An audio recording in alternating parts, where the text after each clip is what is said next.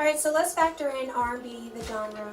Is that evolution? Because I think when it comes to the Chris Brown, the Trey Songz, August Alsina, they're not necessarily traditional R&B singers. They used to be 5 years ago, but now their music, it's not the Isley Brothers, it's not John Legend, it's not Tank.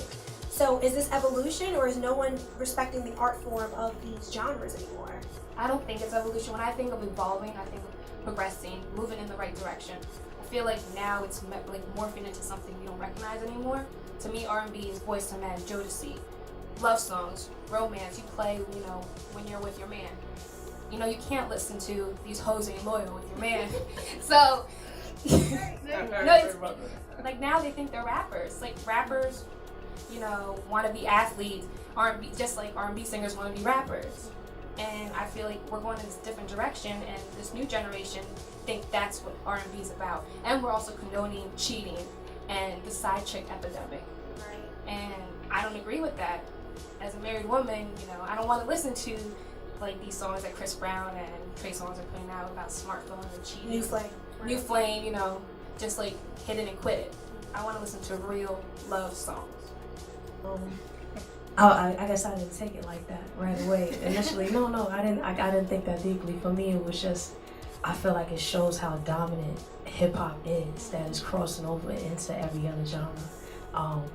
Nelly won an award not too long ago. I'm not gonna sit here and act like I remember what award show it was, but it was like a country music award with a group, and it's like I thought that was so dope. I feel like we're winning on certain levels.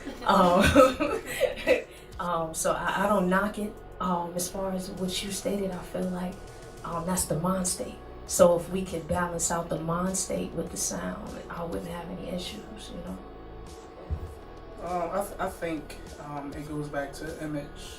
Chris Brown, August Alsina, they hang out with a lot of rappers. They grew up, how rappers grew up. So, but they were blessed with a voice to sing instead of lyrics to a certain extent. But as you look at the Isley Brothers and John Legend, they're more conservative compared to the R&B artists today. But I think it all started with the whole like Nate Dogg era, singing with the gangsters, stuff like that. So I just think the R&B artists now, like I said, the Chris Browns, the Trey Songz, they're more versatile as far as singing and rapping. And you can throw Drake in there too. That's true. Drake does sing. Can I? I'm sorry. Can I add something? I feel like we have R&B. I feel like we don't have soul anymore. I think that's the difference. Right. Okay. So what do you think about that? Do you think we need to get the soul back, or how do we get the soul? See, that's a people thing. If people were to sit here and come together and show that that's something that they want and actually fought for it. I can't explain it any other way. As popular as we make certain things online, if we chose to focus on other things, it would be that simple to make somebody a focal. If that's what people really wanted, I think they would do it. Unless somebody has that much control over the music that what the people want doesn't even matter anymore. It is a lot of control. Okay. Like soul, when I think of soul, I think of like Neo, John Legend,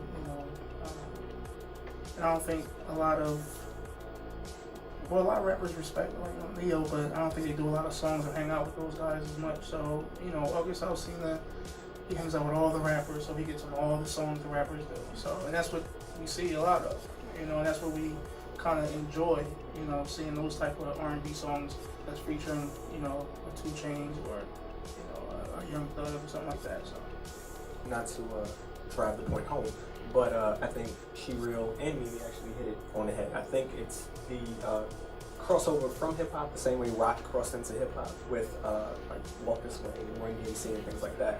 But I also think what people are failing to realize is that we're comparing it to a genre that's dead. Record labels aren't signing anyone that sounds like with a Motown sound. It's not around anymore. So artists aren't making that kind of music, and they're not being prompted to. So we want it back, but unless an artist actually demands it from the floor up, what can we